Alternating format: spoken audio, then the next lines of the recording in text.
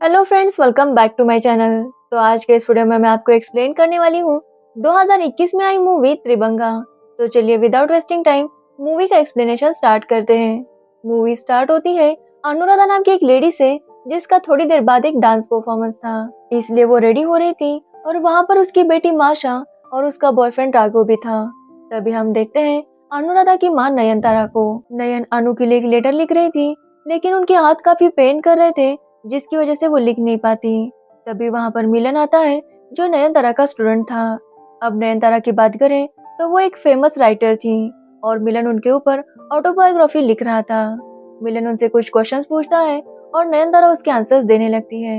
यहाँ पर हमें पता चलता है कि नयनतारा की उसकी बच्चों के साथ बिल्कुल भी नहीं बनती।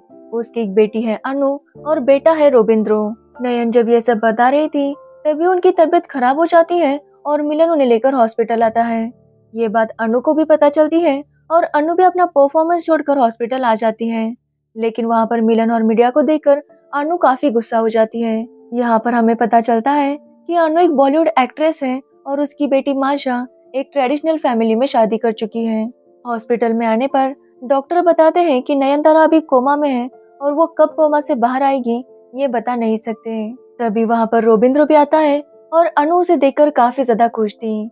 वो दोनों एक दूसरे से बहुत प्यार करते हैं, लेकिन वो अपनी माँ से बहुत नफरत किया करते थे। उनकी नफरत इतनी थी कि वो अपनी माँ को माँ कह के नहीं बल्कि नयनतारा कह के बुलाते थे। जिसके बाद हमें उनके बचपन की कहानी दिखाई जाती है। एक्चुअली नयनतारा को पहले से ही लिखने का काफी ज्यादा शौक था। वो हमेशा लिखती रहती और ये बात उसकी सास को पसंद नहीं थी। सास का कहना था कि नयनतारा घर के कामों में बिल्कुल भी ध्यान नहीं देती। इसी वजह से उन दोनों में अक्सर झगड़े हुआ करते थे। एक दिन नयन की सास सब मेहमानों के सामने नयन को बातें सुनाने लगती है। ये सुनकर नयनतारा काफी दुखी होती है और वो डिसाइड करती है कि वो घर छोड़कर चली जाएगी। उसका पति उसे मनाने की कोशिश करता है, लेकिन नयन का कहना था कि कोई भी यहाँ पर शांति से नहीं रह सकता। लेकिन उसका पति कहता है कि सब लोग खुश है, सिर्फ नयनतारा को ही प्रॉब्लम है। ये सुनने के बाद नयनतारा अपने दोनों बच्चों को लेकर घर छोड़कर चली जाती है। उनके घर छोड़ने पर एक बार भी उनके पति ने बच्चों के बारे में उनसे नहीं पूछा। ये बात नयनतारा को काफी हर्ट कर देती है। वो डिसाइड करती है कि वो अपने बच्चों के नाम से पिता का नाम हटाएगी और वहाँ पर अपना नाम लिखेगी। लेकिन ये कहानी 1980 की थी और तब डिवोर्स को इतना लाइटली नहीं लिया जाता था।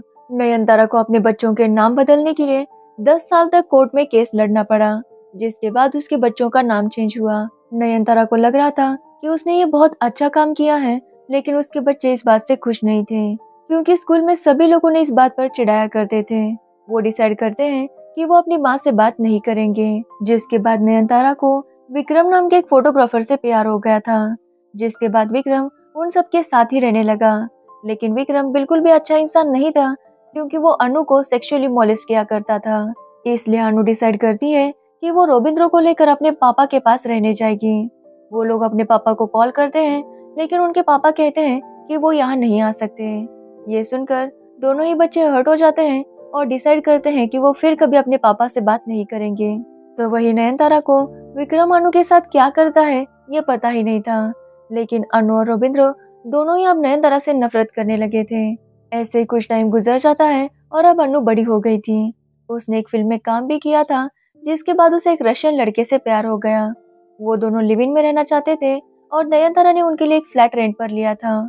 कुछ दिन ऐसे ही बीत गए और अनु प्रेग्नेंट हो गई थी, लेकिन उसका रशियन बॉयफ्रेंड उसे मारने पीटने लगा था। एक दिन अनु इस बात से काफी ज्यादा तंग आ गई थी और उसने अपने बॉयफ्रेंड को मार कर घर से बाहर निकाल दिया। ये बात उसकी माँ को पता चल गई और वो अनु को देखने घर आई, लेकिन वो कहती है कि उसके बॉयफ्रेंड को उसने क्यों निकाला। ये बात सुनकर अनु काफी गुस्सा हो जाती है कि उसकी माँ को उसकी परवाह ही नहीं है। वो अपनी माँ से कहती है कि वो फिर कभी उसके पास ना आए। ये कहकर वो उन्हें घर से बाहर निकाल देती है। कुछ टाइम बाद अनु को एक बेटी होती है, जिसका नाम वो माशा रखती है। अब कहानी फिर से प्रेजेंट में आती है और मिलन अनु से बात करने की कोशिश कर रहा था, क्योंकि नयनतारा की इच्छा थी कि उसकी ऑटोबायोग्राफी में उसके बच्चे भी खुलकर बोले। लेकिन अनु को इस सब में बिल्कुल भी इंटरेस्ट नहीं था। तब मिलन उसे नयनतारा की एक वीडियो क्लिप दिखाता है, जिसमें नयनतारा कह रही थी कि विक्रम ने अनु के साथ क्या किया ये उसे पता नहीं था। ये उन्हें तब पता चला जब अनु ने एक इंटरव्यू में बताया कि विक्रम ने उसके साथ क्या किया था। लेकिन तब तक नयनतारा और विक्रम का डिवोर्स हो चुका था। इसलिए वो कुछ भी नहीं कर पाई। नयनतारा को इस बात का काफी अफसोस था कि वो अपनी बेटी के साथ जो हो रहा था उसे समझ नहीं पाई। अब ये बात सुनकर अनु मिलन से ठीक से बात करने लगती है, क्योंकि शुरुआत से अनु मिलन पर काफी ज्यादा गुस्सा थी। उसकी कोई पर्सनल दुश्मनी नहीं थी, लेकिन अनु नयनतारा का गुस्सा मिलन पर निकालती। लेकिन ये सब सुनने के बाद अनु काफी बदल जाती है। तब मिलन उसे पूछता है कि उसकी लाइफ के बारे में कुछ बताए। अनु बताती है कि उसे शादी में बिल्कुल भी इंटरेस्ट नहीं था। वो कहती है कि अभी तक उसकी लाइफ में बहुत से बॉयफ्रेंड्स आए, लेकिन वो किसी के साथ भी सीरियस नहीं हुई, क्योंकि उसे ऐसा लगता है कि एक ही इंसान के साथ पूरी लाइफ बिताना ये काफी बोरिंग काम है। लेकिन जब अनु को पता चला कि माशा आरव से प्यार करती है और उसी के साथ शादी करना चाहती है, तो उसने उन दोनों की शादी करवा दी, क्योंकि अनु के लिए माशा की खुशी से ज्यादा कुछ भी इम्पोर्टेंट नहीं था। जिसके बाद मिलन अनु से पूछता है कि फिर से उसने नयनतारा से बात करना कब स्टार्ट किया। तब अनु बताती है कि जब माशा का जन्म हुआ तो नयनतारा और मिस्टर रैना उससे मिलने आए थे। अब मिस्टर रैना की बात करें तो एक बहुत बड़े पेंटर थे, साथ ही वो बहुत अच्छे इंसान भी थे, इसलिए अनु और रविंद्र दोनों को ही वो बहुत पसंद आए। वो साथ में घूमने जाया करते थे और उन्हीं की वजह से अनु को कल्चरल डांस के बारे में पता चला। आज अनु जो भी है वो शायद उन्हीं की वजह से है। अनु बताती है कि नयनतारा को रैना से प्यार हो गया था और वो रैना से शादी करना चाहती थी, लेकिन रैना को शादी वगैरह में इंटरेस्ट नहीं था, इसलिए वो दोनों सेपरेट हो गए। जिसके बाद अनु और नयनतारा की भी ज्यादा बातें नहीं होती थी। एक दिन हॉस्पिटल में अनु, माशा और मिलन बातें कर रहे थे, तभी माशा की सास का कॉल आता है। उनकी फैमिली काफी ज्यादा ट्रेडिशनल थी, इसलिए सर पर पल्लू रखकर बात करना पड़ता था। माशा की सास कह रही थी कि माशा को प्रेगनेंसी में बार बार हॉस्पिटल नहीं जाना चाहिए, लेकिन माशा उन्हें समझाती है कि वो कुछ ही देर में घर वापस आ जाएगी। लेकिन माशा की सास कहती है कि उन्हें अपने आने वाले पोते की बहुत ज्यादा चिंता है, इसलिए माशा को अपना ख्याल रखना होगा। ये बात सुनकर अनु को काफी अजीब लगता है कि माशा की सास को कैसे पता कि माशा को बेटा होगा या बेटी। वो माशा से पूछती है तो माशा बताती है कि उन्होंने जेंडर चेक किया था, क्योंकि माशा की भाभी को 2-3 बेटियां ही थी, इसलिए उन्हें और बेटी नहीं चाहिए थी। लेकिन जेंडर चेक करने के बाद पता चला कि माशा को बेटा ही होने वाला है। ये सुनकर अनु काफी गुस्सा हो जाती है कि उसकी फैमिली ऐसा कैसे कर सकते हैं। लेकिन माशा कहती है कि अगर बेटी भी होती तो आरव और वो घर वालों को कन्विंस कर लेते। लेकिन अनु काफी गुस्सा थी कि माशा ऐसा कैसे कर सकती है। माशा कहती है कि उसने जो भी किया अपने बच्चे के लिए किया, क्योंकि वो अपने बच्चे के लिए एक अच्छी फैमिली देना चाहती थी। ये सुनकर अनु काफी शॉक थी और वो माशा से पूछने लगती है कि क्या उसकी फैमिली अच्छी नहीं है। तब माशा बताती है कि बचपन से लेकर आज तक उसने सिर्फ यही सुना है कि वो नाजायज है, इसलिए माशा को स्कूल जाना भी पसंद नहीं था। यहाँ तक कि अनु के बॉयफ्रेंड्स के बारे में भी हर रोज अखबार में आता और इस वजह से सब लोग उसे चिढ़ाते। माशा को बहुत बार ऐसा लगा कि वो ये सब कुछ छोड़कर भाग जाए, इसलिए उसने डिसाइड किया है कि जो उसके साथ हुआ वो अपने बच्चे के साथ नहीं होने देगी। ये सुनने के बाद अनु काफी ज्यादा शॉक थी कि माशा के साथ इतना सब कुछ हुआ, लेकिन अनु को इस बात की खबर ही नहीं थी। तब अनु को लगा कि उसे नयनतारा को भी माफ कर देना चाहिए, क्योंकि अनु अब तक नयनतारा से कह रही थी कि विक्रम ने अनु के साथ इतना सब कुछ किया, लेकिन नयनतारा को इस बारे में पता ही नहीं चला।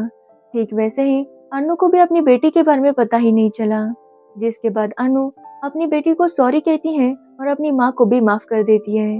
वो सब लोग इंतजार कर रहे थे कि नयनतारा कब कोमा से बाहर आएगी, लेकिन तभी नयनतारा की डेथ हो जाती है। अनु को इस बात के लिए काफी बुरा लग रहा था कि वो लास्ट टाइम नयनतारा से बात भी नहीं कर पाई। जिसके बाद नयनतारा का अंतिम संस्कार होता है और कुछ दिन ऐसे ही गुजर जाते हैं। एक दिन मिलन अनु के घर आता है नयनतारा की ऑटोबायोग्राफी लेकर। तब अनु को नयनतारा का वो लेटर भी मिलता है जो वो मूवी के स्टार्ट में लिख रही थी।